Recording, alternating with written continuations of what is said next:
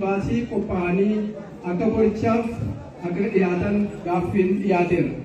Namoota hojii irra jiranii fi miindaan kaffalamuuf beekuuf akka tolu peerooliin miidhanoota jiran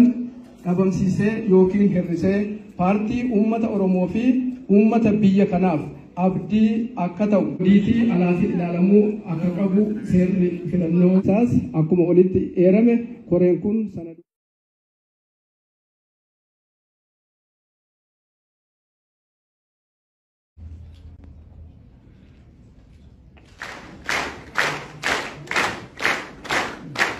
namni kun akka dhufuufi hunda caala qeerroon Oromoo qarreen Oromoo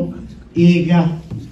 itti kaffalee ይህ ለውጥ በሀገሪቱ እንዲመጣ የኦሮሞ ወጣት የደም ዋጋ ከፍሎበታል ብዙዎችን አተነበታል ለውጡ መጥቶ አዲስ መንግስት መስርቶ ወንድሞቻችን የምኒልክ ቤተ መንግስት ሲገቡ ትንሽ ስራቸው አሳስቦኝ በግፋ በለው ባይሄዱ አልኩኝ በዚያ በግፋ በለው መንገድ